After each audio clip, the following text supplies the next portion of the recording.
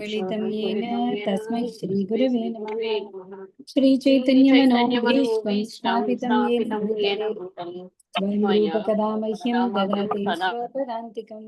वन्देऽहं श्रीगुरो श्रीयुतपदकमलं श्रीगुरून् वैष्णवांश्च श्रीरूपं साग्रजातं सहगण रघुनाथान्वितं तं सजीवं साद्वैतं सावधूतं परिजनसहितं कृष्णचैतन्यदेवं श्रीराधा कृष्णपादां सहगण ललिता श्रीविशाखान्वितांश्च। हे कृष्ण करुणा सिन्धो दीनबन्धो जगत्पते गोपेश गोपिकान्ता राधाकान्ता नमोऽस्तुते। तप्तकाञ्चन गौराङ्गी राधे वृन्दावनेश्वरी वृषभानुसुते देवी प्रणमामि हरिप्रिये। वाञ्छाकल्पतरुभ्यश्च कृपा सिन्धुभ्यैव च पतितानां पावनेभ्यो वैष्णवेभ्यो नमो नमः। श्रीकृष्ण चैतन्य प्रभो नित्यानंद श्री अद्वैत गदाधर श्रीवासादि गौरभक्तवृंद। हरे कृष्णा कृष्ण कृष्ण हरे हरे, हरे राम राम राम हरे हरे। नमो विष्णुपादाय कृष्णपृष्ठाय भूतले श्रीमते भक्तिवेदांत स्वामिनिति नामिने। नमस्ते सारस्वते देवे गौरवाणी प्रचारिणे निर्विशेष शून्यवादी पाश्चात्यदेशतारिणे। मूकं करोति वाचालं पङ्गुं लङ्घयते गिरिं यत्कृपातमहं वन्दे परमानन्दमाधवं। श्रीगुरुं वैष्णवं कृष्णचैतन्यम् ईश्वरम्।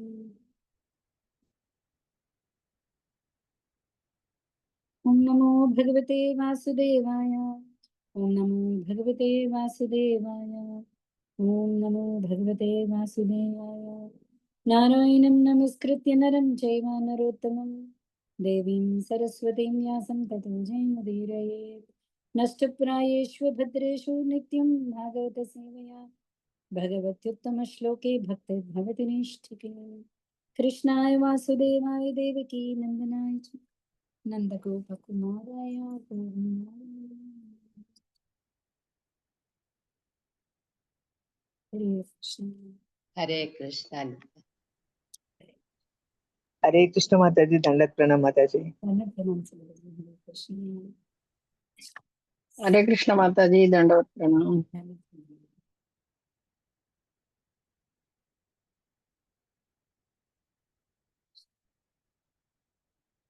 సెవెంత్ చాప్టర్ పూర్తి చేసాం కదండి.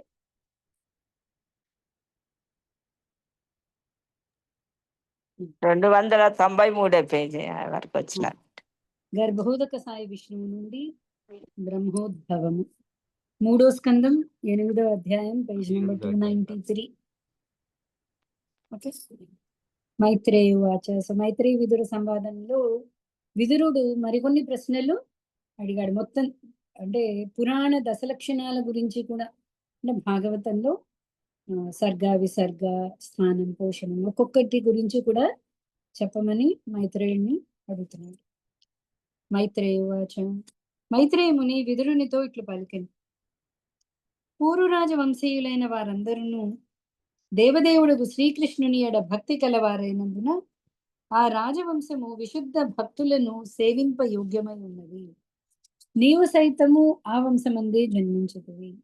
నీ యత్న కారణమున అజితుని దివ్యలీలలు ప్రతిక్షణము నిత్య నూతనములగుట పరమ అద్భుతముగా ఉన్నది. సో పురువంశం, పురువంశంలో వాళ్ళే కురువు కూడా. సో కురువంశం ఇంకొంచెం ముందు పూర్వీకులకి వెళ్తే అయితే పూర్వవంశం, పురువంశం ఉంది. ఒక్క సెకండ్ అండి. హలో.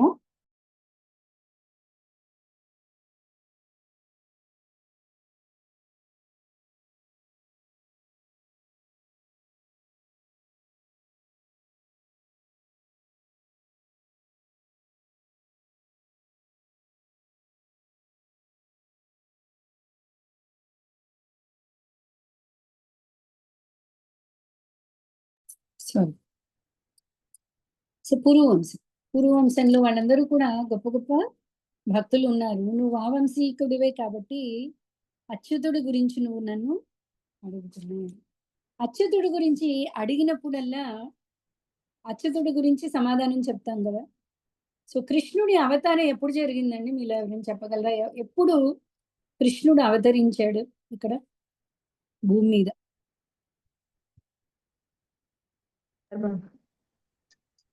5,000 years back. ఎన్ని years 5,000 back? years. 5,000 years. 5,000 years back. ఇంకేదైనా ఆన్సర్ ఉందా ఎవరి దగ్గరైనా? 5,252 సంవత్సరాలు. ధర్మాన్ని స్థాపించడానికి అధర్మాన్ని అదే ఎన్నేళ్ళు అయింది అని. ఎన్నే 5,000 సంవత్సరం 5,252 5,252. 52,900. యాక్చువల్లీ కృష్ణ నామానికి కృష్ణుడికి తేడా లేదు. ఇప్పుడు నేను కృష్ణ అన్నాను అంటే కృష్ణుడు ఇప్పుడు అవతరించినట్టు లెక్క.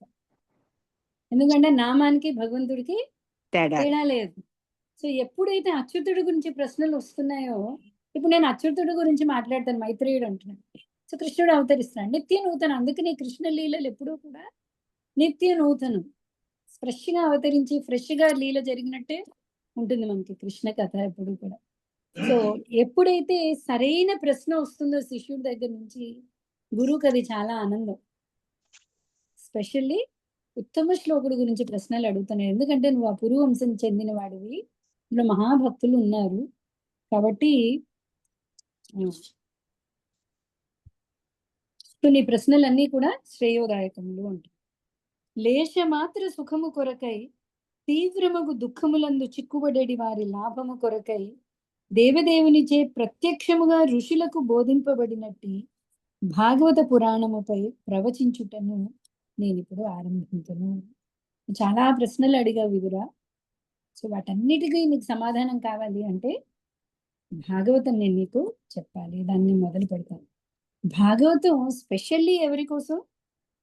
లేసమాత్ర సుఖం కొరకై తీవ్రముగు దుఃఖములందు చిక్కుబడడి. అంటే యాక్చువల్లీ మనందరం కూడా ఏంటి అంటే ఇంత చిన్న సుఖం కోసం ఇంత కష్టపడుతున్నాం. భాగవతం దాన్ని గాడిద చాకరీ అంటుంది. గాడిద తెలుసా అండి ఎంత చాకరీ చేస్తుంది? ఎందుకు చేస్తుంది? తిండి కోసం, దానికి కడుపు కోసం. ఎంత తింటుంది? ఏం తింటుంది తెలుసా? గాడిద గడ్డి తింటుంది.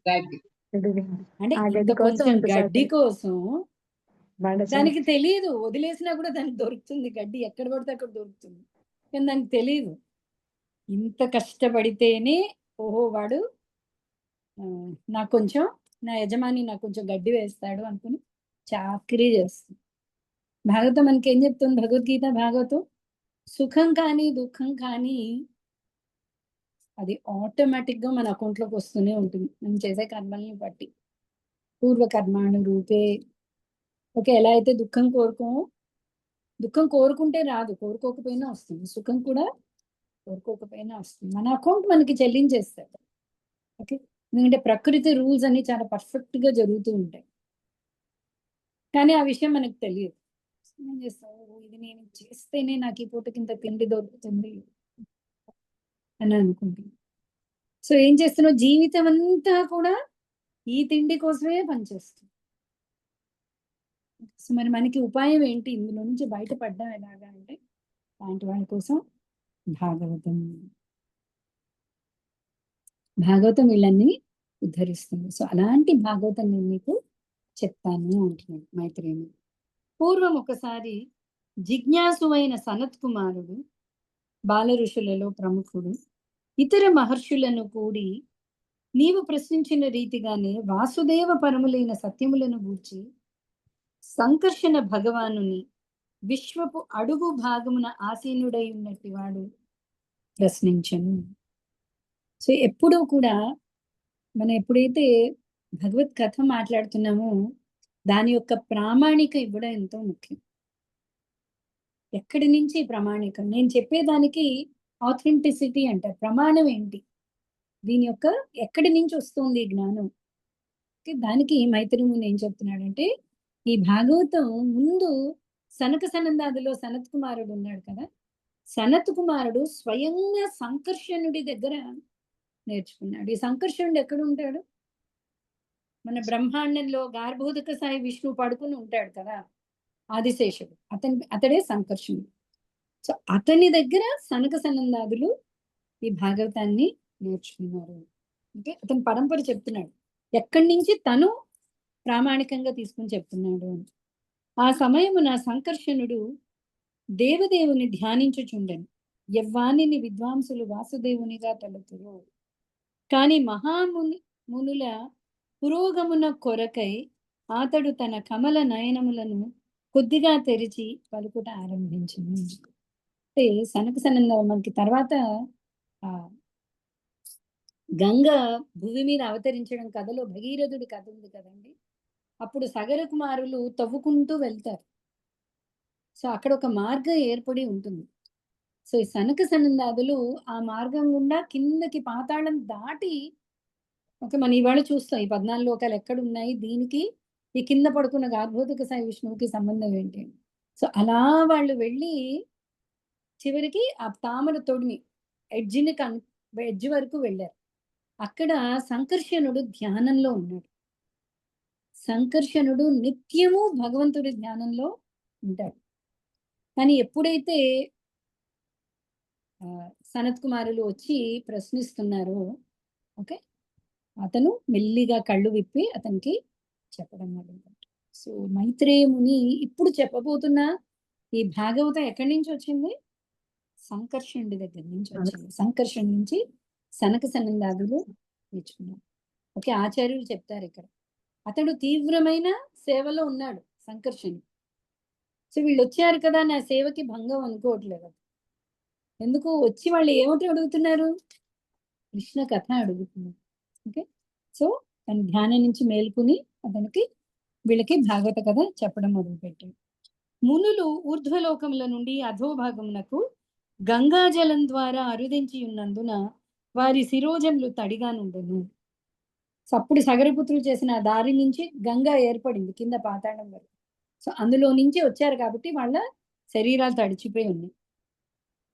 చక్కని వరులను పొందు కోరికతో నాగకన్యలు వివిధములైన కానుకలతో అర్చించినట్టు ఆ భగవానుని పాదపద్మములను వారు స్పృశించారు. ఈ కింద లోకాల్లో నాగలోకాలు ఉంటాయి. సో వాళ్ళు స్వామి సేవ చేస్తున్నారు. సో అలాంటి ఆదిశేషుడికి వాళ్ళు ఆదిశేషుడిని చేరుకోగలిగారు. భగవానుని దివ్యలీలను ఎరిగిన సనత్ కుమారాదులు ప్రేమ అనురాగ పూర్ణములకు శ్రేష్టములైన వచనములతో లయబద్ధముగా అతనిని కీర్తించరు. ఆ సమయమున సంకర్షణుడు తన వేలాది పడగలతో శిరముపైని దీప్తమానమగు మణుల నుండి తేజస్సును ప్రకాశింపజేయ ఆరంభించును. సో అనంతశేషుడికి సంకర్షణుడికి సహస్ర శిరస్సులు, ప్రతి శిరస్సు మీద అమిత తేజోమయమైన మణులు ఉన్నాయన్నమాట. ఆ మణులన్నీ ప్రసారం అతను కొంచెంగా ఇప్పుడు యాక్టివ్ అయ్యాడు. యాక్టివ్ అంటే ముందు కూడా యాక్టివే, కానీ ధ్యానంలో ఉన్నాడు. ఇప్పుడు కళ్ళు తెరిచాడు. ఓకే ఇక్కడ చూడండి, భగవానుని భక్తి యందు ప్రేమానురాగములతో పూర్ణముగా తన్మయము నొందిన భక్తుని నుండి అట్టి శ్రేష్టమగు వచనములు ధారాళముగా పెళ్ళుబుకుచుండును. చిన్న బాలుడు సైతము భగవల్లీలా కీర్తనమునకై శ్రేష్టమగు వచనములతో ప్రార్థనలు అర్పించిన సంఘటనలు పెక్కుగలవు. అనగా ప్రేమానురాగములు వృద్ధి కానిదే ఎవరును తగినట్లుగా భగవత్ కీర్తనము కావింపజాలరు. సనక సనందాదులు కీర్తిస్తున్నారు. భగవంతుడి యొక్క కీర్తన సరిగ్గా రావాలి అంటే భగవంతుడి యందు ఆ ప్రేమ అనురాగం అనేది రానిదే కీర్తన సరిగ్గా జరగదు. ఓకే మనం మొత్తం ప్రతిరోజు సహస్రనామం చదవచ్చు. ప్రతిరోజు 16 రౌండ్లు చేయొచ్చు, 64 రౌండ్లు చేయొచ్చు. కానీ అందులో ప్రేమ అనురాగంతో భగవంతుడిని కీర్తిస్తున్నామా? అదే భగవంతుడికి కావాలి. ఓకే కౌంట్తో భగవంతుడికి సంబంధం లేదు. కౌంట్ ఎందుకు? మన సాధన కోసం. కనీసం ఇంత సాధన చేయందే మనం ఈ భౌతిక ప్రపంచంలో మనకి కవచం ఏర్పడదు. ఓకే సో భగవంతుడిని ప్రేమానురాగాలు ఎవరికైతే ఉత్పన్నం అవుతాయో అప్పుడు వాళ్ళు కీర్తన సరిగ్గా చేయగలుగుతారు. చిన్న పిల్లలకు కూడా శ్రేష్టమైన వచనములతో, మనకి ఎవరైనా తెలుసా ఇలాగ చిన్న పిల్లలు భగవద్కీర్తన ప్రేమానురాగాలతో చేసిన వాళ్ళు? ప్రహ్లాదుడు, ధ్రువుడు.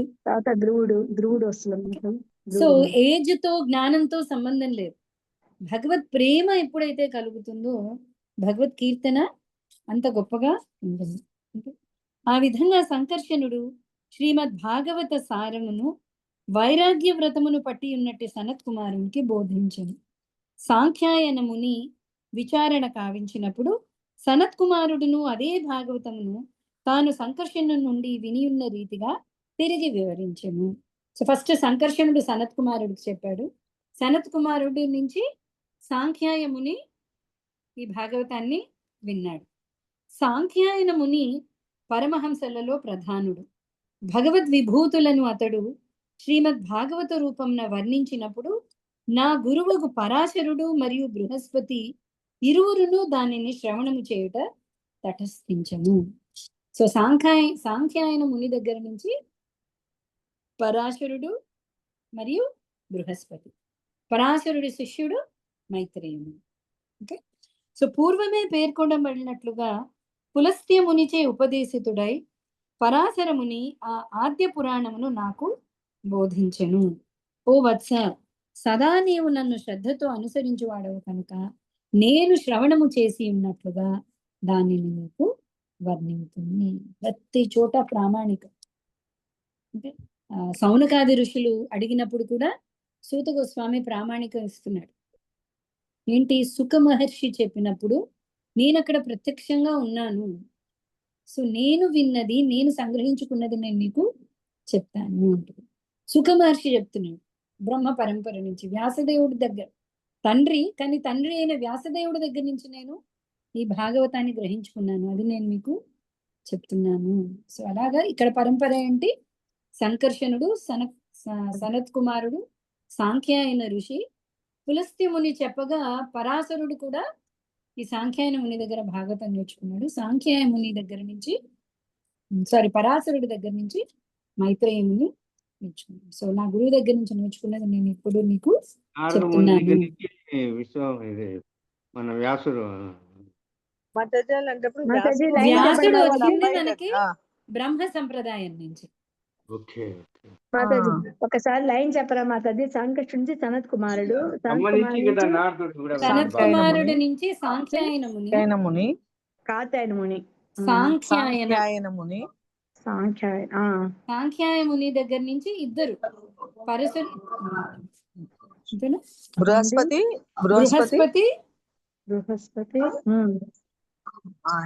పరాశరుడు వ్యాసదేవుడి తండ్రి. ఇప్పుడు ఆయన దగ్గర నుంచి వ్యాసదేవుడు నేర్చుకొని ఇప్పుడు మనం వ్యాసదేవుడిది మనకి డైరెక్ట్ నారదుడి దగ్గర నుంచి వస్తుంది కదా. నారదు అలాంటప్పుడు ఈ పురాణాలు అన్ని రాయకుండా ఫస్టే భాగవతం రాయొచ్చు కదా. తండ్రి నుంచి వచ్చింది కదా, తండ్రికి తెలుస్తుంది కదా. తండ్రి దగ్గర భాగవతం నేర్చుకోలేదు వ్యాసుడు. వ్యాసుడి పరంపర మనకి నారదుడి దగ్గర నుంచి, వ్యాసుడి దగ్గర నుంచి వచ్చింది కాబట్టి వ్యాసుడు అన్ని పురాణాలు రాశాడు.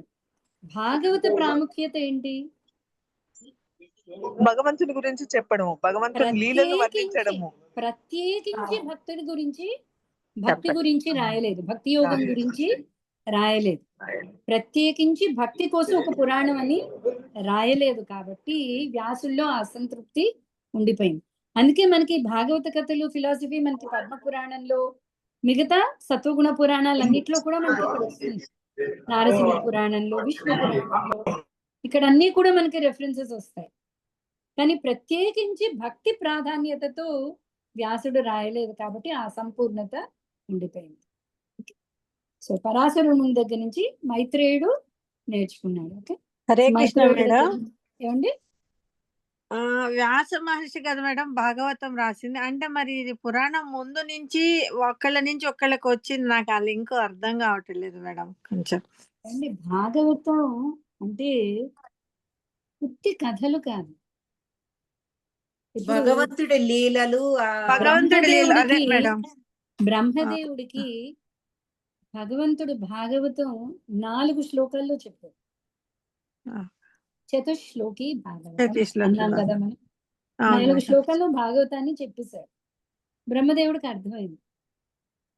బ్రహ్మదేవుడి దగ్గర నారదుడు నేర్చుకున్నాడు. నారదుడు వ్యాసుడికి బోధించాడు. ప్రేరణ నారదుడు ఇచ్చాడు భాగవతాన్ని రాయమని.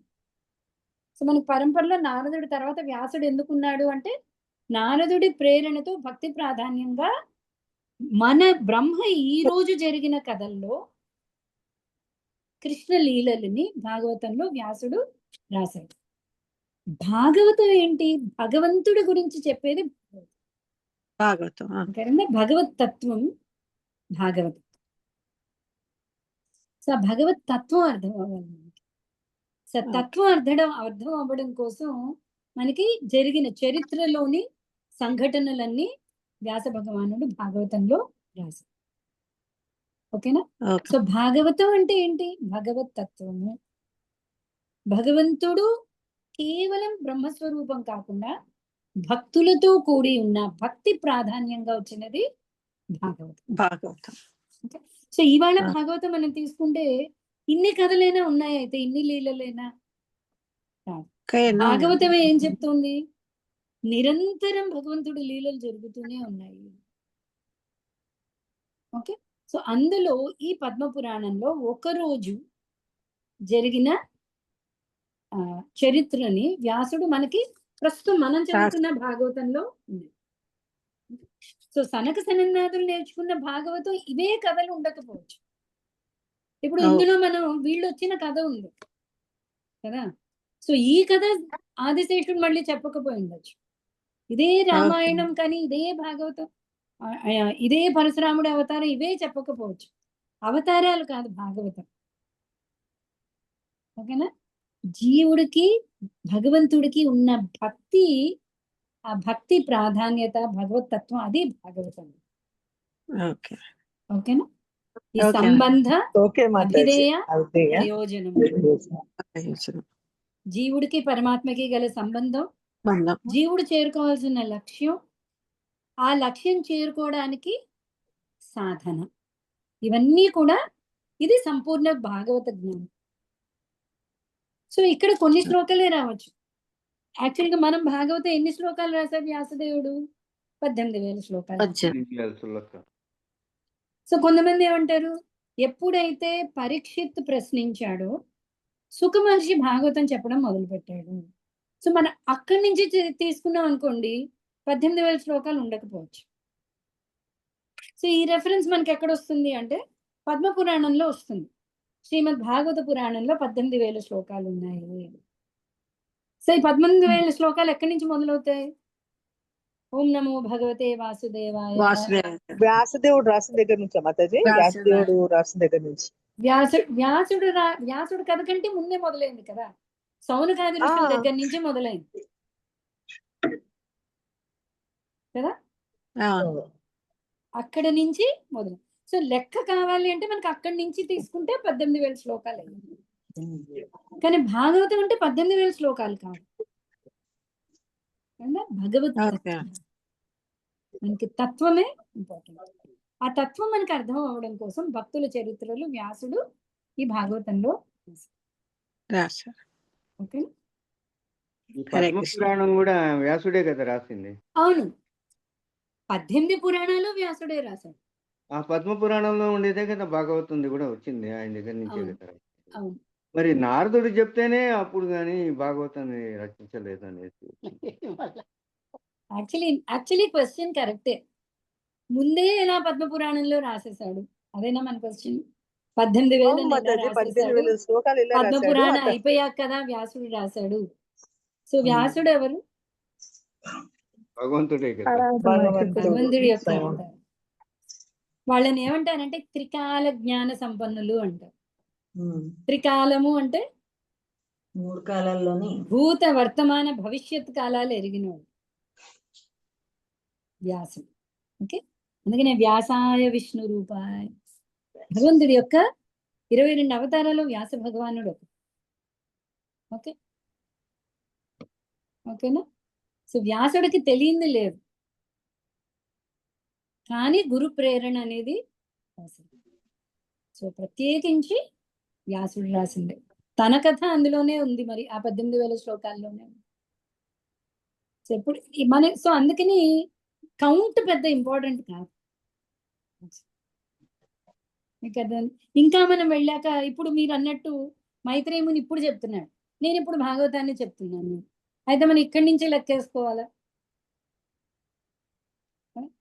ప్రతి చోట ఏ తత్వం అయితే నేను ఇప్పుడు మాట్లాడుతున్నాను, అలాగే ఏ చరిత్ర అయితే నేను మాట్లాడుతున్నాను, అవన్నీ కూడా ప్రామాణికాలు. ఆ ప్రామాణిక తత్వం యొక్క ప్రామాణిక కోసం వాళ్ళు వాళ్ళ పరంపరని చెప్తున్నారు.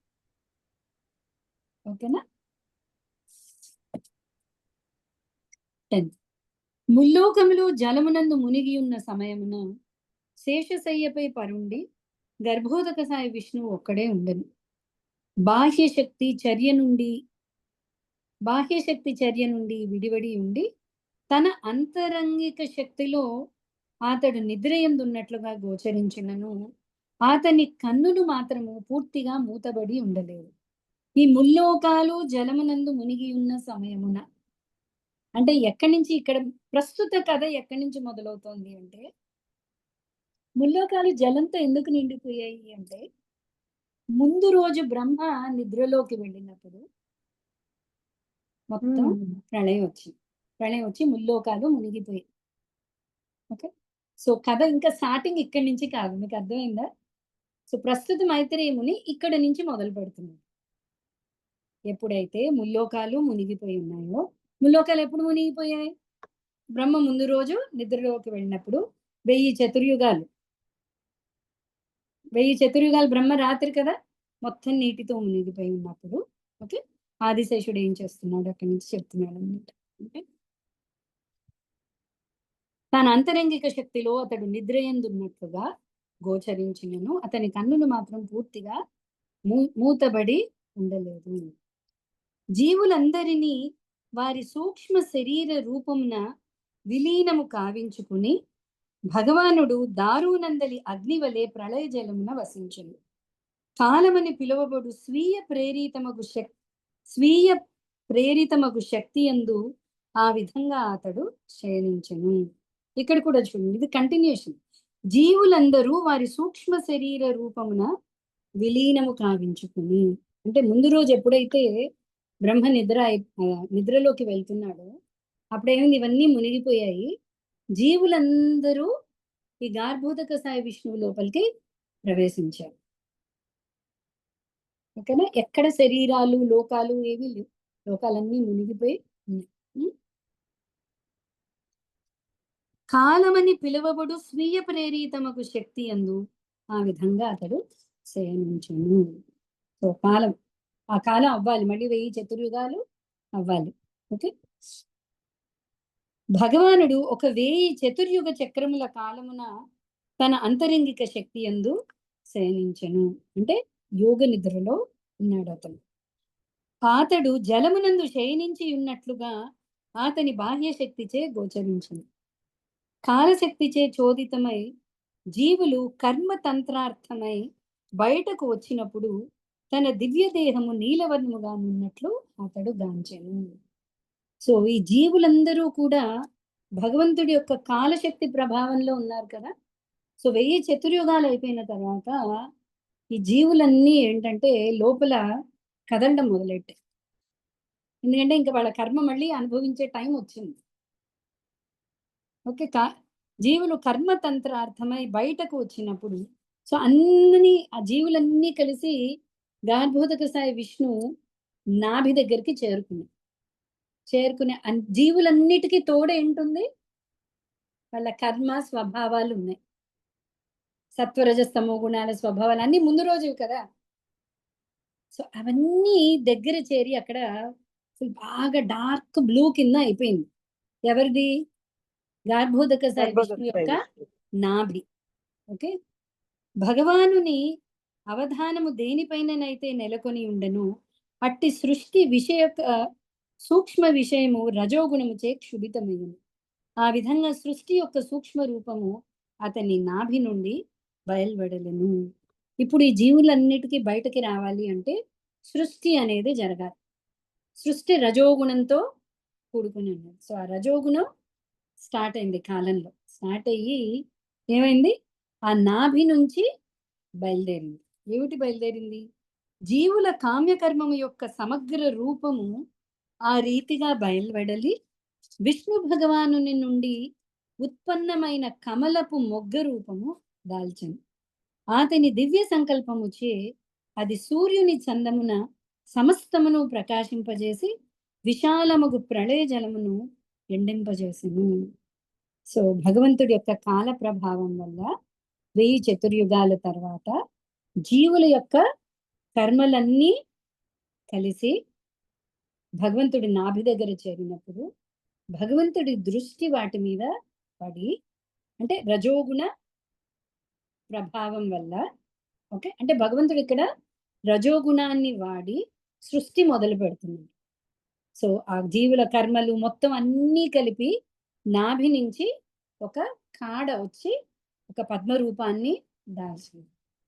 దాని యొక్క తేజస్సుకి ఏమైంది, మొత్తం జలమయం ఉంది కదా, ఆ జలమంతా కూడా ఎండుతుంది, ఆవిరవుతుంది. ఓకే, విశాలమగు ప్రళయ జలమును ఎండింపజేసను. మన దగ్గర కొన్ని పిక్చర్స్ ఉన్నాయి కదా అవి.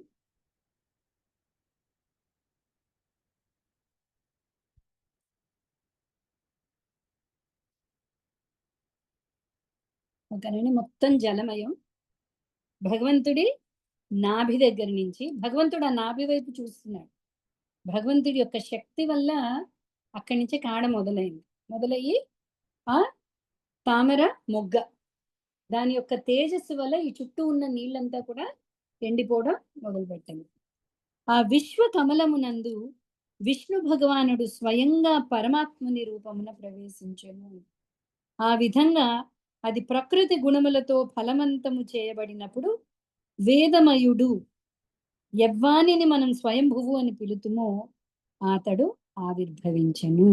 సో అక్కడి నుంచి ఎవరు వచ్చారు, ఇక్కడ ఒకసారి ప్రకృతి గుణములతో ఫలవంతము చేయబడినప్పుడు, అంటే ఇలా కాడ వచ్చిన తర్వాత భగవంతుడు ఏం చేశాడు, పరమాత్మ రూపంలో దాంట్లోకి ప్రవేశించాడు. జీవులకి తోడు, జీవులందరూ ఇక్కడే ఉన్నారు. వీళ్ళందరూ కర్మలతో కలుపుకుని బయటకు వస్తున్నారు. మీకు అర్థమైందా, కాడ వచ్చింది. సో అక్కడ ఎవరు జన్మించారు, స్వయంభువు అంటే ఇక్కడ బ్రహ్మదేవుడు ఈ కమలంలో ఉద్భవించాడు.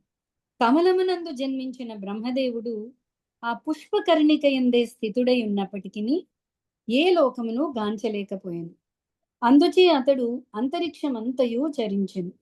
ఆ రీతిగా అతడు తన దృష్టిని అన్ని వైపులా సారించినప్పుడు 4 దిక్కుల రూపమున 4 ముఖములను పొందెను.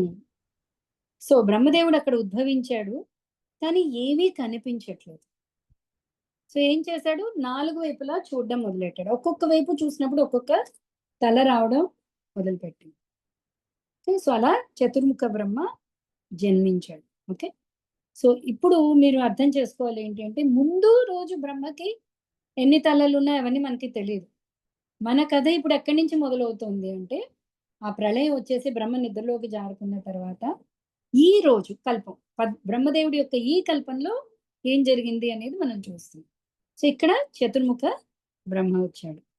ఆ కమలమునందు ఆసీనుడైన బ్రహ్మదేవుడు సృష్టిని గాని కమలమును గాని తనను గాని పూర్ణముగా అవగతము చేసుకొనలేకపోయాను.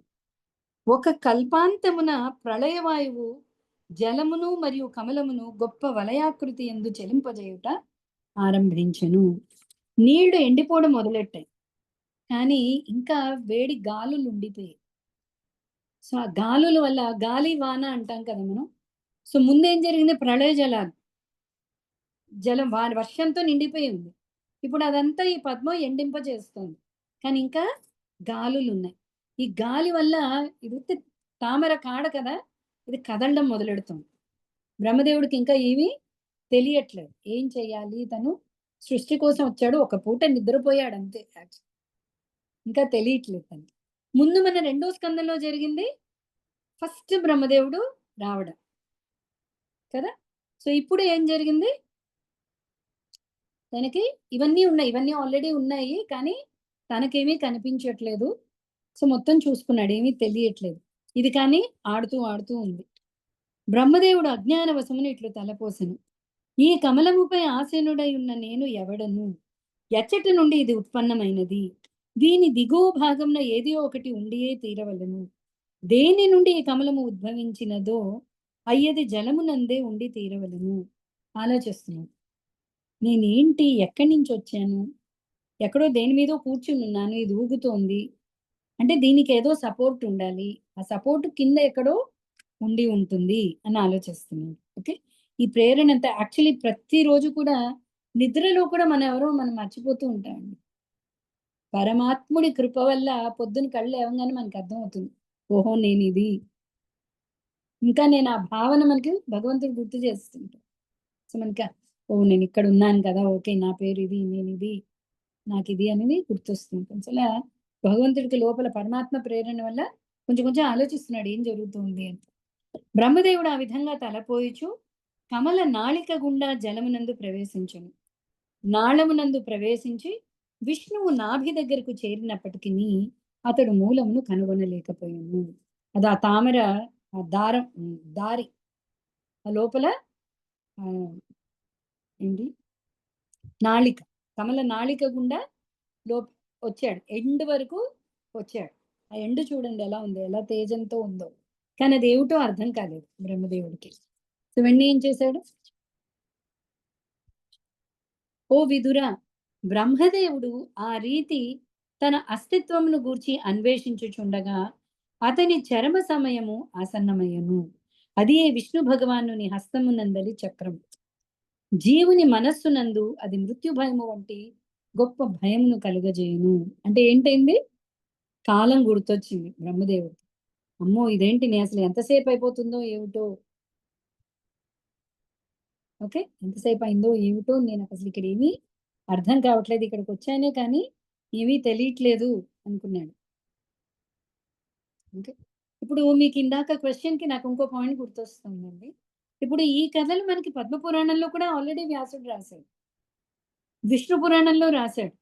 విష్ణు పురాణంలో ఆల్రెడీ ప్రహ్లాద నరసింహ చరిత్ర అవన్నీ ఉన్నాయి. జస్ట్ ఇందాక ఎక్స్ప్లెయిన్ చేసిన పాయింట్కి సపోర్ట్ చెప్తున్నాను.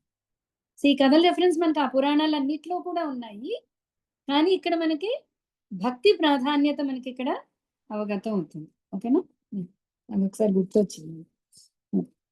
వాంఛిత లక్ష్యమును సాధింపజాలక అతడు పిమ్మట అట్టి అన్వేషణను విరమించి తిరిగి కమలపు ఊర్ధ్వ భాగమునకే మరలి వచ్చును. పిదప బాహ్య విషయములన్నింటినీ నిగ్రహించి అతడు తన మనస్సును దేవదేవునిపై లగ్నం చేసిను. ఇదే అంటూ ఉంటారు ప్రభుపాద వారు మనకి.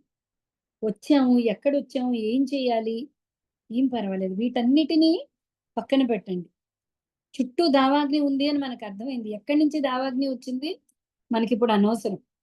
ఎందుకు, టైం అయిపోతుంది. టైం స్పెండ్ చేస్తే మనం కనుక్కోవచ్చు, ఫస్ట్ నుంచి కూడా కనుక్కోవచ్చు, కానీ అంత టైం లేదు. బ్రహ్మదేవుడే కాలానికి భయపడ్డాడు. అందరికంటే ఎక్కువ ఆయుష్ ఎవరికి, బ్రహ్మదేవుడికి. పెద్దవాళ్ళు ఆశీర్వదిస్తుంటారు, బ్రహ్మంత ఆయుష్ ఉండాలి నాయనా నీకు, ఎందుకంటే మాక్సిమం ఆయుష్ ఉన్నది అతనికే. సో అంత ఆయుష్ ఉన్న బ్రహ్మదేవుడు ఏం చూస్తున్నాడు, అమ్మో భగవంతుడి యొక్క కాలచక్రం తిరుగుతూనే ఉంది, అదే ఆగట్లేదు. సో మళ్ళీ ఏం చేయాలో తెలియలేదు. మళ్ళీ కమల పైకి వచ్చేసి ధ్యానం దేవదేవునిపై మనసు లగ్నం చేసింది. శతవత్సర కాలపు అంత్యమున తన ధ్యానము పూర్తి అయినప్పుడు, సో ఇక్కడ 100 సంవత్సరాలు అతడు ధ్యానంలో ఉన్నాడు. మన ఫస్ట్ టైం బ్రహ్మదేవుడు వచ్చినప్పుడు 1000 సంవత్సరాలు అని చదివాం.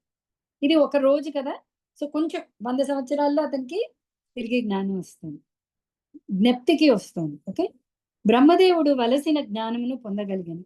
తత్ఫలితముగా పూర్వము గొప్ప యత్నము చేతను తాను గాంచజాలనట్టి భగవానుని అతడు తన ఎందే హృదయమున గాంచగలిగను. అంటే ఫస్ట్ కళ్ళు ఓపెన్ చేసినప్పుడు అసలు ఏమీ కనిపించలేదు కదా, 4 దిక్కులు వెతికాడు, ఏమీ కనిపించలేదు. కిందకి వెళ్ళి వచ్చాడు, కనిపించలేదు. ఇప్పుడు 100 సంవత్సరముల ధ్యానం తర్వాత భగవంతుని హృదయంలోనే చూడగలిగాడు. జలమునందు కమలమును బోలిన బ్రహ్మాండమగు శ్వేత పర్యంకమును మరియు దానిపై ఒంటరిగా శయనించి ఉన్న పరమ పురుషుని బ్రహ్మదేవుడు గాంచెను. అంటే తన చుట్టూ ఏముంది అనేది హృదయంలో అతడికి కనిపిస్తూ ఉంది.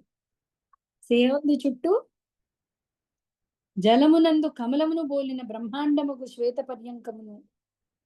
పర్యంకము అంటే శ్వేతనాగు, శేషనాగుని దేహము మరియు దానిపై ఒంటరిగా శయనించి ఉన్న పరమ పురుషుని బ్రహ్మదేవుడు గాంచెను. సో సృష్టిలో ఇప్పటికీ ఎవరెవరు ఉన్నారు, మొత్తం ప్రళయ జలం సగం వరకు ఎండిపోయి ఉంది.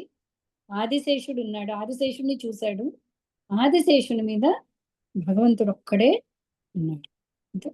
శేషనాగుని పడగలపైనున్న రత్నముల కాంతిచే సర్వత్రా ప్రకాశమానముగా నుండెను. సమస్త ప్రదేశముల అంధకారమును ఆ తేజము నశింపజేసి ఉండెను. ముందు కూడా ఆదిశేషుడు ఉన్నాడు, కానీ బ్రహ్మదేవుడు కనిపించలేదు, మొత్తం చీకటిమయంగా అనిపించింది. ఎప్పుడైతే అతడు ధ్యానం చేశాడో ఇప్పుడు ఆదిశేషుడి యొక్క దివ్య తేజస్సుతో ఇదంతా కూడా కనిపిస్తుంది అతనికి. భగవానుని దివ్య శరీర కాంతి పగడ పర్వత శోభను పరిహసించుచుండెను. పర్వత శోభ అంటే ఎత్తైన పర్వతం కింద కనిపిస్తున్నాడు. పర్వత శోభ, పర్వత యొక్క కాంతి లాగా భగవంతుడి యొక్క దేహ కాంతి కనిపిస్తుంది. పగడ పర్వతము సంధ్యా సమయమునందని ఆకాశముచే అతి సుందరముగా అలంకృతమైనను ఆ పరమ పురుషుని పీతవశము దాని శోభను వెక్కిరించును. అంటే భగవంతుడు తను చూసిన ఆ వర్ణన చెప్తున్నాడు అనమాట. ఏంటి? సో ఫస్ట్ ఏం కనిపించింది? పర్వత శిఖరం పైన మనకి కొన్ని పిక్చర్స్ వస్తూ ఉంటాయి, హిమాలయాలు, కేదారు, బద్రి అనుకుంటే. సో పైన ఒక వెండి కవచం లాగా అది కనిపిస్తుంది, చాలా అందంగా ఉంది. దానికి భగవంతుడి యొక్క పీత వస్త్రం కనిపిస్తుంది, అది ఇంకా శోభాయమానంగా ఉంది. ఓకే, ఆ పర్వత శిఖరాగ్రము బంగారుమయమై ఉన్నను దేవదేవుని రత్న ఖచ్చితముగు కిరీటము దానిని ఎగతాళి చేసను. సో ఆ పైన భగవంతుడి యొక్క కిరీటం ఇంకా అందంగా ఉంది. పర్వతపు పుష్ప భరితమగు జలపాతములు, ఓషధాదులు, పూమాలల వలె కనపట్టినను భగవానుని బ్రహ్మాండమగు దేహము మరియు రత్నములు, ముత్యములు, తులసి దళములు, పూమాలలతో అలంకృతమైన అతని బాహువులు ఆ పర్వత దృశ్యమును పరిహసించను. అంటే భగవంతుడి యొక్క శరీరం మొత్తం ఎంత సౌందర్యవంతంగా ఉంది అంటే ఆ పర్వత దృశ్యం అంతటికి కూడా పరిహసించింది. అంటే దీనికంటే అది చాలా శోభాయమానంగా ఉంది. దాని ముందు ఇది ఏమీ కనిపించట్లేదు. పొడవు వెడల్పునందు అపరిమితమగు అతని దివ్య దేహము ముల్లోకములను ఆక్రమించును.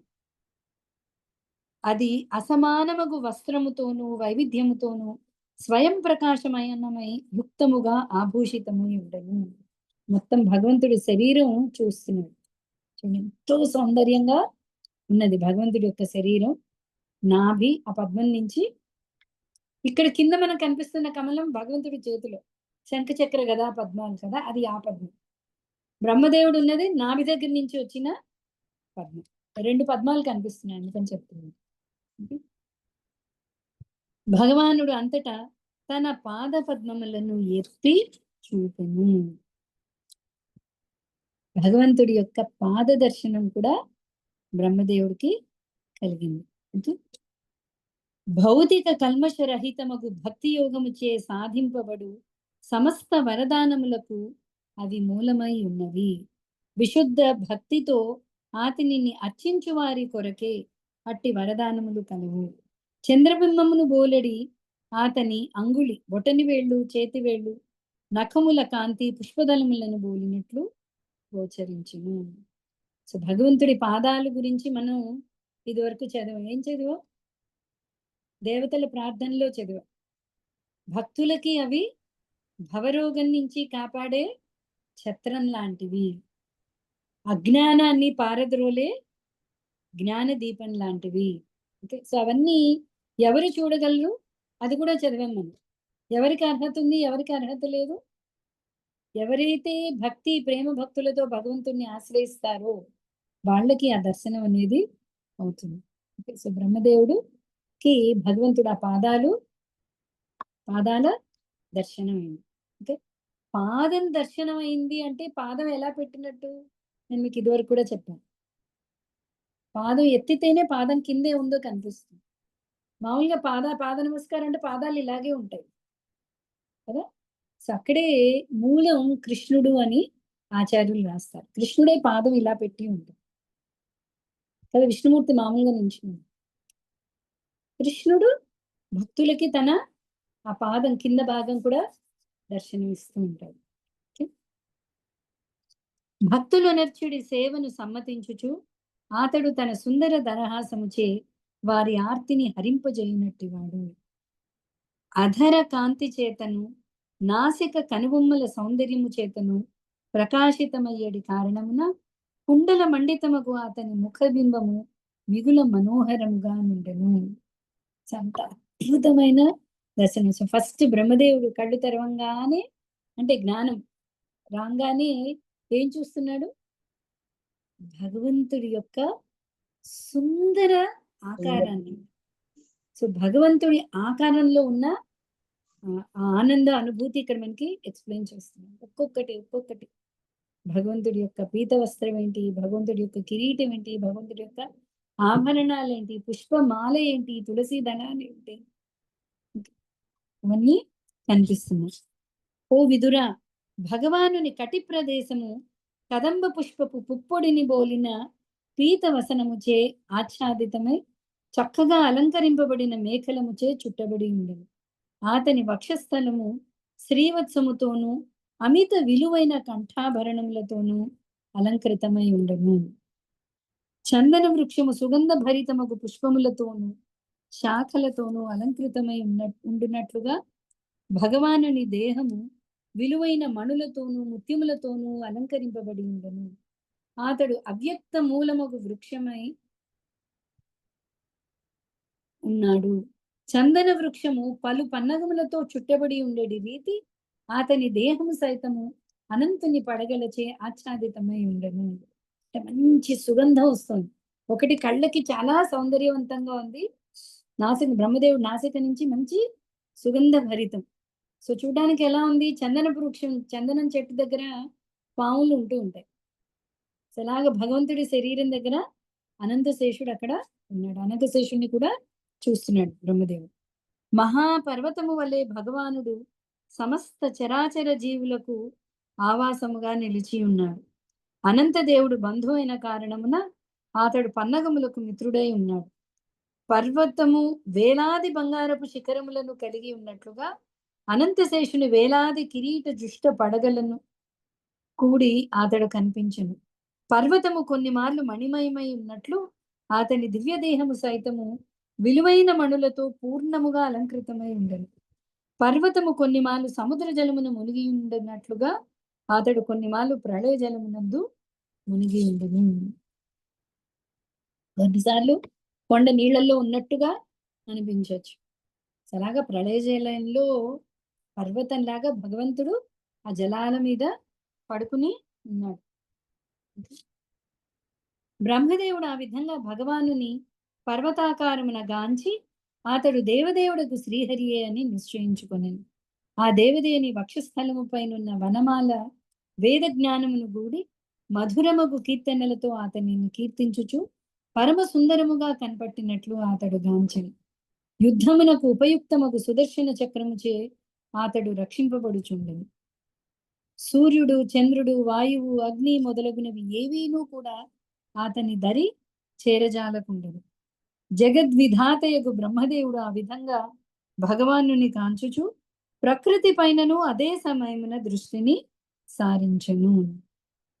విష్ణు భగవానుని నాభి సరోవరమును, కమలమును, ప్రళయ జలమును, శోషింపజేయు వాయువును, ఆకాశమును అతడు గాంచెను.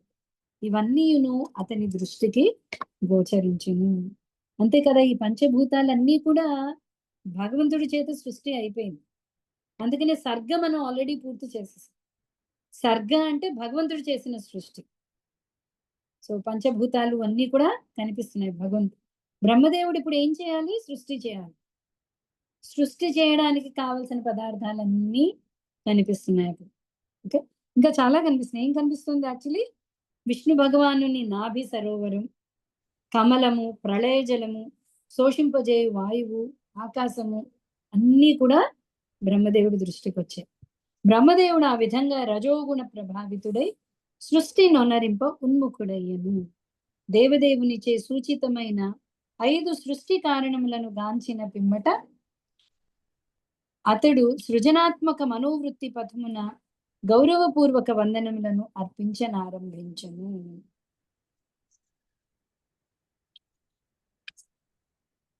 రాసిన ఏ యత్నమునైనను విజయవంతముగా ముగించుడి పథం అది. ఏమిటది? ఏ కార్యక్రమం అయినా సరే భగవత్ ప్రార్థనతో మొదలవుతుంది. సో బ్రహ్మదేవుడు సృష్టికి చేసే ఇవన్నీ కనిపించాయి. భగవంతుడి దర్శనం అయింది, ఇవన్నీ కనిపించాయి. ఇప్పుడు ఈ సృష్టి చేయడం కోసం, సృజన శక్తి కోసం బ్రహ్మదేవుడు భగవంతుడిని ప్రార్థించబోతున్నాడు. ఓకే, సో అదే మనకి నెక్స్ట్ చాప్టర్ అండి. సో ఇక్కడితో ఆపుదాం. ఇవన్నీ నేను మీకు గ్రూప్ లో పోస్ట్ చేస్తాను, మీకు ఎవరికైనా కావాలి అంటే. ఇవి నా దగ్గర ఒకప్పుడు పిక్చర్స్ అండి. ఇప్పుడు ఏఐలో ఇంకా చాలా చాలా అద్భుతంగా పిక్చర్స్ వస్తున్నాయి. కావాలి మేడం, కావాలి. ఓకే, సో నేను పంపిస్తాను మీకు, మీరు కావాలంటే స్టోర్ చేసుకోండి. సో అవును, ఇంకేమైనా ఇప్పుడు బ్రహ్మదేవుడికి చతుర్ముఖ బ్రహ్మ అన్నారు కదా, ఆయనకి 3 ముఖాలే కదా ఇప్పుడు ఉండేది. అదొక శాపం వల్ల అది 4వ ముఖం శాపం కాదు, ఏదో బ్రహ్మ కపాలంలో అది ఆయన తల పడింది అనేది. అది 5 తలలు ఉండేవి బ్రహ్మదేవుడికి. 5 తలలు ఉన్నప్పుడు పరమశివుడికి కోపం వల్ల బ్రహ్మ ఒక శిరస్సు ఖండిస్తే అది శివుడి చేతిలో కపాలంగా అతుక్కుపోయింది. బ్రహ్మహత్య పాతకం శివుడి దగ్గర ఉంది. సో అది తిరుగుతూ ఉన్నప్పుడు మనకి అక్కడ అది విడిగొడుతుంది. సో అది ఇంకో కథనం ప్రకారం, అది ఈ రోజే జరిగి ఉండక్కర్లేదు. మనకు వచ్చే కథలు లీలలు అన్ని కూడా అందుకనే ఇప్పుడు ఏంటది, కొన్ని చోట్ల పురాణ కథలు వేరేలా ఉండొచ్చు మనకి. అందుకనే భాగవతం సీక్వెన్స్ లో లేవండి కథలన్నీ కూడా. ఆ సమయానికి ఆ క్వశ్చన్ కి ఆన్సర్ తగ్గట్టుగా మనకి ఆ కథనం వస్తూ ఉంటుంది. ఓకే, కొన్నిసార్లు ముందు రోజుది కూడా రాయొచ్చు. ఎందుకు అంటే వ్యాసదేవుడు ఇందాక మనం చెప్పుకున్నట్టు త్రికాల జ్ఞాన సంపన్నుడు. అతనికి ముందుసారి జరిగింది కూడా అతనికి తెలుస్తుంది. మనకి కొన్ని చోట్ల రాధాకృష్ణుడి గురించి మనకి చాలా సార్లు వస్తుంది. కొన్ని చోట్ల రాధాకృష్ణుడికి మేనత్త అంటుంది, రాధాకృష్ణుడి కంటే పెద్ద అని. అవి కూడా మనకి పురాణాల్లో వచ్చినవే. కానీ ఈసారి కృష్ణ అవతారంలో రాధాకృష్ణుడి కంటే చిన్న. ఓకేనా, సో ఇది వరకు వచ్చిన అవతారంలో ఆవిడ పెద్ద అయ్యి ఉండొచ్చు. పెద్దనే అంటారు ఇప్పుడు. పెద్ద అంటే ముందు ఆవిడ భూమి మీదకి వచ్చింది. ఓకే, సో అలా అవ్వచ్చు. అందుకని ఆచార్యులు అక్కడ రాస్తారు, ఈ 27వ చతుర్యుగంలో ఏదైతే స్వయంగా కృష్ణుడు వచ్చాడో, ఈ కృష్ణ లీలలో వచ్చిన రాధ, ఎప్పుడైనా రాధాకృష్ణుడు ఒకటే. ఓకే, రాధాకృష్ణుడి తర్వాత ఇక్కడ వచ్చింది. సో ముందు యుగంలో కూడా ప్రతి ద్వాపర యుగంలో రాధాకృష్ణుడు వస్తారు. అయితే పూర్ణ స్వరూపుల కింద వాళ్ళు బ్రహ్మదేవుడి ఒక రోజులో ఒక్కసారి వస్తారు. 1000 చతుర్యుగాలు బ్రహ్మదేవుడి పగలైతే ఆ 1000 చతుర్యుగాల్లో ఒక్కసారి స్వయం ఒరిజినల్ దేవాదిదేవుడు కృష్ణుడు వస్తాడు. దేవాదిదేవుడు కృష్ణుడు వచ్చినప్పుడు మూల రాధ వస్తుంది. సో ఈసారి 27వ చతుర్యుగం. సో 27వ చతుర్యుగంలో యాక్చువల్లీ 27 పూర్తయి 28వ చతుర్యుగం అనుకుంటుంది. సో 28వ ద్వాపర యుగంలో వచ్చిన కృష్ణుడు దేవాదేవుడు కృష్ణుడు. సో ఇక్కడ రాధ చిన్నదే. మన ఈ దశమస్కందం లేదా పద్మపురాణం ఇక్కడ చూసుకుంటే రాధ కృష్ణుడి కంటే చిన్న కింద. నేను ఎందుకు చెప్తున్నాను అంటే అనంత కోటి లీలలు భగవంతుడికి జరుగుతూనే ఉన్నాయి. ఓకే, అయితే మనకి భాగవతం కథలో ఈ బ్రహ్మాండంలో, మిగతా బ్రహ్మాండాల్లో జరుగుతూనే ఉన్నాయి. మన భగవంతుడు అవతారం చాలించినప్పుడు దేంతో పోల్చారు? సూర్యాస్తమయంతో పోల్చారు. సూర్యాస్తమయం అంటే ఏంటి? మన కళ్ళకి ఇక్కడ కనిపించట్లేదు, ఇంకో చోట సూర్యుడు ఉదయిస్తున్నాడు అని లెక్క, అంతేనా? సో భగవంతుడి అవతార సమాప్తి ఇక్కడ జరుగుతోంది ఈ బ్రహ్మాండంలో, ఇంకో బ్రహ్మాండంలో ఉదయిస్తూ ఉండొచ్చు.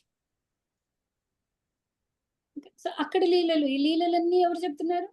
అనంతశేషుడు. అనంతశేషుడు నిత్యం భగవంతుడితో ఉంటాడు. ఈ బ్రహ్మాండాల్లోనూ ఉంటాడు, ఆ పక్క బ్రహ్మాండాల్లోనూ ఉంటాడు. అక్కడ ఉన్నాడు కదా, మరి అక్కడ ఉన్నవాడు ఇక్కడ ఉన్నవాడు వేరు అంటే కాదు అక్కడ.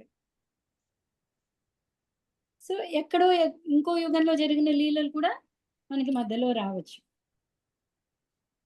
ఓకేనా అండి? మేడం, రాధాకృష్ణ వివాహం జరిగిందా అండి అసలు? కళ్యాణం వాళ్ళిద్దరికి. రాధాకృష్ణుల వివాహం భాండీర్వనంలో జరిగింది. బృందావనంలో భాండీర్వనం అని ఉందండి.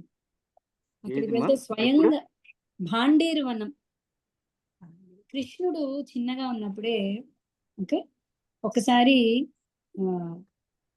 బృందావనంలో విపరీతమైన గాలులు వచ్చాయి, తుఫాన్ లాగా వచ్చేసింది. ఎంత తుఫాన్ అంటే నందుడు పట్టుకుని ఉన్నాడు కృష్ణుణ్ణి, ఇంకా కృష్ణుణ్ణి తను రక్షించగలడా అని తెలియట్లేదు. అప్పుడు అక్కడ రాధ వస్తుంది. రాధ రాగానే నందుడికి అర్థమవుతుంది వచ్చింది రాధ, రాధ ఎవరో కాదు కృష్ణుడి యొక్క మూల శక్తి అని. ఓకే సో వెంటనే రాధకి అప్పచెప్పేస్తాడు, నువ్వు చూసుకోమ్మా నీ కృష్ణుడిని అని ఇచ్చిస్తాడు. సో ఇచ్చేయంగానే వాళ్ళిద్దరూ వెంటనే కిషోరి రూపాలు దాలుస్తారు. అంటే 16-14 సంవత్సరాలు. కృష్ణుడికి ఎప్పుడు 16 ఏళ్ళు, రాధకి ఎప్పుడు 14 ఏళ్ళు. అప్పుడు సమస్త దేవతలు వస్తారు, బ్రహ్మదేవుడు వస్తారు. బ్రహ్మదేవుడు వచ్చి వాళ్ళిద్దరికి వివాహాన్ని జరిపిస్తారు. ఈ భాండీరవనం రెఫరెన్స్ మనకి భాగవతంలో దశమస్కందంలో వస్తుంది. ఈ కథ రాదు, ఈ కథ మనకి మిగతా వరాహ పురాణాల్లో అక్కడ వస్తుంది.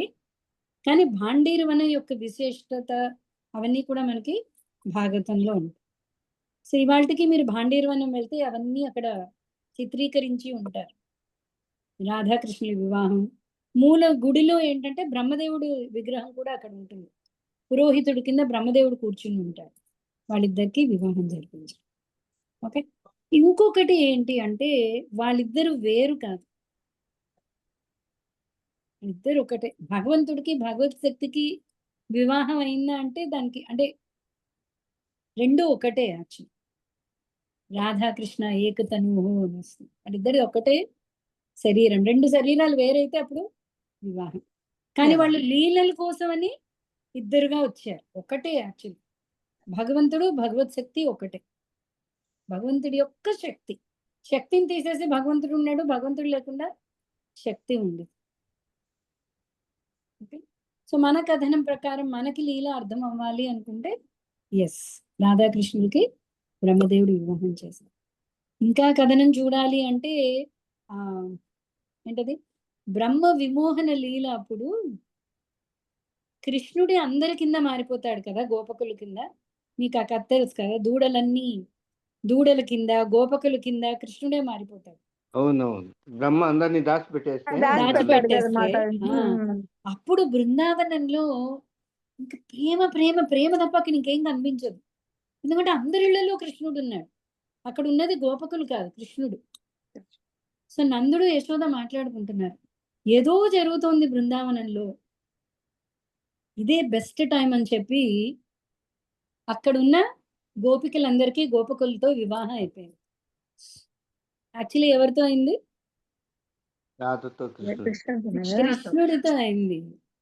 గోపికలందరికీ అక్కడ ఉన్నది కృష్ణుడు యాక్చువల్లీ. ఎందుకు అంటే యాక్చువల్లీ అక్కర్లేదు, అంటే ఆ భావన వేరు, కానీ మనకి అర్థం కాదు ఇది కరెక్టా అని అనుకుంటాం. మొన్న క్లాస్లో ఎవరు అడుగుతున్నారు ఏంటి 16,108 మంది భార్యలు కృష్ణుడికి, ఇది కరెక్టేనా? గోపికలందరూ పతి ఉన్నా కూడా కృష్ణుడిని పతి కింద భావించారు, కరెక్టేనా? 16,108 మంది మాత్రమే కృష్ణుడిని భర్త కింద స్వీకరించారు, మిగతా వాళ్ళు ఎవరు ఒప్పుకోవట్లేదు, మనందరం ఒప్పుకోవట్లేదు. కానీ కృష్ణుడు ఏం చెప్పాడు? కూడా లక్షల మంది ఉన్నారు కదమ్మా. ఏంటి గోపికలంతా కూడా లక్షల మంది ఉన్నారు అని అంటారు. అవును, నేను 16,108 మంది గోపికలు కాదు కదా, వాళ్ళు ఎవరు నరకాసురుడి దగ్గర విడిపించిన అంతమంది భార్యలు అంటే వాళ్ళే యాక్సెప్ట్, మిగతా వాళ్ళు ఎవరు యాక్సెప్ట్ చేయట్లేదు. కృష్ణుడు చెప్పేశాడు గతిర్ భర్త ప్రభు సాక్షి, అందరికీ భర్తని నేనే అంటున్నాడు. గతిర్ భర్త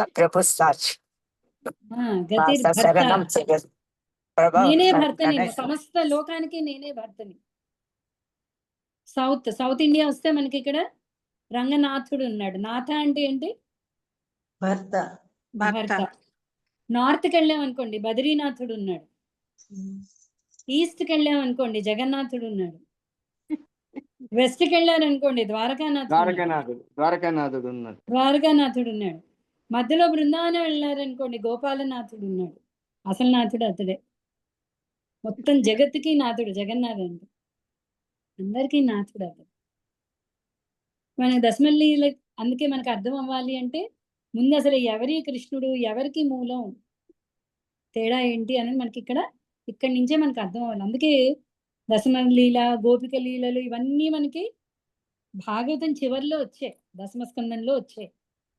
ముందు ఎక్కడా రాలేదు. ఎందుకంటే మనకి తత్వం అర్థం అవ్వదు. ఓకేనా?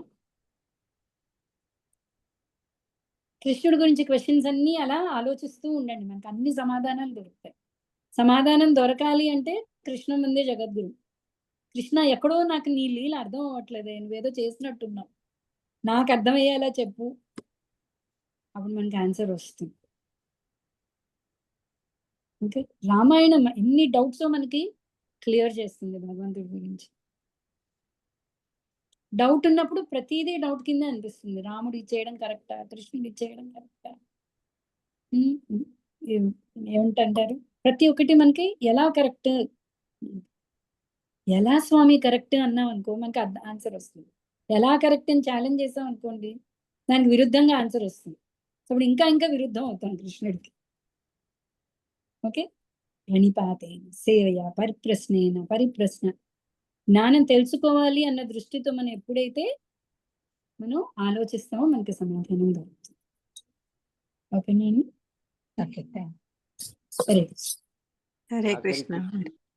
కృష్ణుడు కూడా రాధ కోసము అడుక్కుంటాడట. ఆయన ప్రేమ కోసం, రాధ ప్రేమ కోసం అడుక్కుంటా ఉంటాడు కృష్ణుడు కూడా. మనకి మెయిన్ రాధాకృష్ణుల తత్వం జయదేవ గోస్వామి రచనల్లో మనకి కనిపిస్తుంది. భాగవతం మొత్తంలో రాదు రాధ గురించి, ఒక్క చోట వస్తుంది.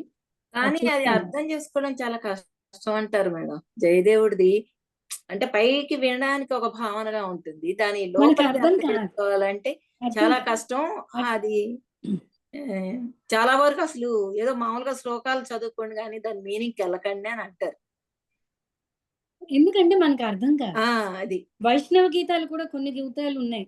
యాక్చువల్లీ ఏంటిది, బృందావన రమ్యస్థానం, అవన్నీ మనకి పైన పాట చాలా బాగుంది, ఇంత బాగా రాశారు అనుకుంటాం. ఎంతో తత్వం ఉంది అక్కడ. ఒక రాధాకృష్ణ తత్వం మనకు అర్థం కాదు. ఇన్ఫాక్ట్ ఆచార్యులు చెప్తారు, అసలు ముందు రాధాకృష్ణ గురించి మీరు అర్థం చేసుకోవడానికి కూడా ప్రయత్నించొద్దు అంటారు. ఎందుకంటే మనకి అది అర్థం కాదు. మనకి మొన్న ఎగ్జాంపుల్ చూసాం కదా, మనం ఎలా చూస్తామంటే చంద్రుణ్ణి నీళ్లలో చూస్తూ ఉంటాం. ఫస్ట్ పాయింట్, నీటి అలల ద్వారా చూసి చంద్రుడు ఏంటి ఇలా వంకర టింకర ఉన్నాడు అనుకుంటాం. చంద్రుడు స్థిరంగా ఉంటాడు. ఈ నీళ్లు కదులుతూ మనం బింబం చూసేటప్పుడు చంద్రుడు ఏంటి రౌండ్ కాదా, ఎక్కడ వంకర ఉంది, వంకర టింకర అనిపిస్తుంది అనుకుంటాం. ఎందుకంటే మనం ఆ నీటి ద్వారా చూస్తాం. సో మనం గుణాలు అనే కళ్ళజోడు పెట్టుకుని దాని ద్వారా భగవంతుని చూస్తున్నప్పుడు మనకి సరిగ్గా అర్థం కాదు. అందుకనే మొత్తం చదివి కొంతమంది అంటే ఆచార్యులు చెప్తేనే కొంతమంది రాధాకృష్ణ తత్వం చదువుతారు, అంతవరకు చదవరు అసలు. సరే, రాధాకృష్ణుడి యొక్క శక్తి అంతే. ప్రొసీడ్. మనకి ఆ తత్వం అర్థం కాదు మనకి. రాధాతత్వం కష్టం, గురుతత్వం కష్టం, ఇంకొక కష్టమైన తత్వం ఒకటి ఉంది, తెలుసా ఎవరికైనా? ఐడియా లేదు మేడం. శివుడు. జీవతత్వం. శివుడు శివతత్వం. శివతత్వం కూడా మనకి అర్థం కాదు, ఎందుకంటే భగవానుడికి జీవుడికి మధ్యలో ఉన్నాడు శివుడు. మనకి అది అర్థం కాదు. సరిగ్గా అర్థం చేయాలంటే గురుకృప చాలా ఉండాలి మనకి. గురుకృపతోనే అర్థం అవుతారు వాళ్ళు. శివతత్వం, గురుతత్వం, రాధాతత్వం అని చాలా హైయెస్ట్ తత్వాలు. మామూలుగా అనేది భగవంతుడికి జీవుడికి మధ్యలో ప్రకృతి అమ్మవారు దుర్గా అడ్డంగా ఉంటది. ఆవిడ అనుగ్రహం వస్తే ఆ జీవుణ్ణి అంతే కదా భగవంతుడి దగ్గరికి తీసుకువెళ్తుంది అంటారు కదా. అంతే కదా మరి. జీవుడు సచ్చిదానందం అయినా కూడా ప్రస్తుతం మనకి మన దేహధారులమై ఉన్నాం. దేహమే ప్రకృతి, అమ్మవారు. దీని ద్వారానే మనం భగవంతుడు. జైలు దాటాలి అంటే జైలర్ పర్మిషన్ ఉండాలి. అంటే భగవంతుడి యొక్క శక్తి. నేను మీరు లాస్ట్ వీక్ 2 వీక్స్ బ్యాక్ మీరు క్లాస్ రాలేదు. మేము ఈ మహామాయ, భగవత్ మాయ, యోగమాయ గురించి మనకి డిస్కషన్ వచ్చింది భాగవతం. అవునా? సో ఇది రికార్డ్ మొత్తం మేడం అదే ఉంటుంది. లైవ్ అంటే చేసాం.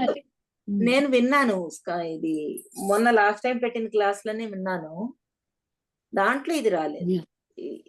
సో మహామాయే మనకి ఈ మొత్తం బ్రహ్మాండానికి ఆవిడని దాటి వెళ్ళడానికి లేదు. మహామాయ ఫిల్టర్ చేయాలి. మహామాయ అంటే ఏంటి? త్రిగుణమయి. త్రిగుణం. స్త్రీ రూపం అని కాదు, ప్రకృతి మొత్తం ఆవిడే. ప్రకృతి మొత్తం ఆవిడ. అంటే మగవాళ్ళ శరీరం అయినా సరే, ఏనుగులైనా సరే, ఏదైనా సరే మొత్తం గుణమయి ఉన్నదంతా కూడా మహామాయ. ఆ మహామాయ ఎవరో కాదు, యోగమాయ యొక్క ఛాయ. ఇప్పుడు మనిషికి మనిషి ఛాయకి తేడా ఉందా? వేరే వేరేనా? వేరే కాదు, కానీ మనిషి కాదు కాదు. కాదు. అది ఓకే, మీకు అర్థమైందా? ఛాయ పర్పస్ వేరు, మహామాయ యొక్క ఉద్దేశం వేరు, ఆవిడకి ఇచ్చిన సేవ వేరు. ఆవిడ కూడా భగవంతుడి యొక్క శక్తి. సో మనం ఇంకా డీటెయిల్గా వెళ్ళాలి అంటే, ఇప్పుడు చూడండి, ఇక్కడ అమెరికాలో మంచు పడుతుంది, వింటర్ వచ్చేస్తుంది, మంచు పడుతుంది అంట. మంచు మీద రీసెర్చ్ చేసే వాళ్ళ దగ్గరికి వెళ్తే 28 రకాల మంచు ఉందిట. అంటే మీరు వెళ్ళే కొద్దీ మీకు ఇంకా తేడా కనిపిస్తూ ఉంటుంది. సో మన జ్ఞానం లేనమని కూడా మంచు అని పేరు పెట్టేస్తుంది. సో భగవంతుడి యొక్క శక్తి. ఇంకా లోపలికి వెళ్ళేటప్పటికి అంతరంగిక శక్తి, చిత్ శక్తి, జ్ఞానశక్తి, రకరకాల శక్తులు ఉన్నాయి. భగవంతుడి యొక్క శక్తి, శక్తులందరితో కూడుకుని శక్తులన్నిటితో కూడుకుని ఉన్నాడు భగవంతుడు. సో భగవంతుడు తప్ప మిగతా అంతా కూడా శక్తి.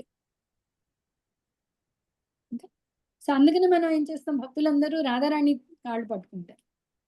ఆవిడ పట్టుకుంటే కృష్ణుడు ఈజీ. ఆవిడ రికమెండేషన్ వచ్చిందా, కృష్ణుడు శాంక్షన్, ఇంకా అటు ఇటు చూడు. సో కరుణం కురుమయి కరుణ భరితే, రాధారాణి మీద శ్లోకిస్తున్నా, కరుణ భరిత తల్లి, కరుణతో నిండి ఉన్నావు. కొంచెం మహాదేవుడు అడుగుతున్నాడు, కదా కరిష్యసి హమాం కృపా కటాక్ష భాజనం, నీ కటాక్షం నా మీద ఒక్కసారి చూపించు అని మహాదేవుడు అడుగుతున్నాడు రాధారాణి. సో ప్రస్తుతం మనకి వాళ్ళంతా ఒకటే. మంచు భగవంతుడు, భగవత్ శక్తి, యోగమాయ, మహామాయ, అవన్నీ మనకి చదివే కొద్దీ లీలల్లో మనకు అర్థమవుతుంది. ఓహో, ఇక్కడ దుర్యోధనుడి మీద, మనం ఇందాక విదురుడి గురించి చదివాం కదా, దుర్యోధనుడి మీద మహామాయ ప్రభావం జరుగుతుంది, విదురుడికి యోగమాయ సాయం చేస్తుంది. ఏమని? ఇదే రైట్ టైం, వదిలేసి నువ్వు నీ నీ గోల్ వైపు నువ్వు వెళ్ళు. మహామాయ, యోగమాయ యొక్క ప్రభావం కనిపిస్తుంది విదురుడి మీద. రెండో ఒకటి, ఛాయే వయస్య భువనాన్ని విభక్తి దుర్గా, ఛాయ, దుర్గాదేవి భగవంతుడి యొక్క యోగమాయకి ఛాయ. ఇచ్ఛానురూపమపి యస్య చ చేష్టతే స, ఎవరి ఇచ్చ ప్రకారం ఆవిడ ఈ కార్యక్రమాలు చేస్తుందో గోవిందమాది పురుషం నమః భజామి, ఆ గోవిందుడికి నేను నమస్కరిస్తున్నాను. ఓకే అండి. సో మళ్ళీ రేపు కలుద్దామండి. గ్రంథరాజ్ శ్రీమద్ భాగవతం की जय, श्रीमद् भगवद गीता की जय, श्रील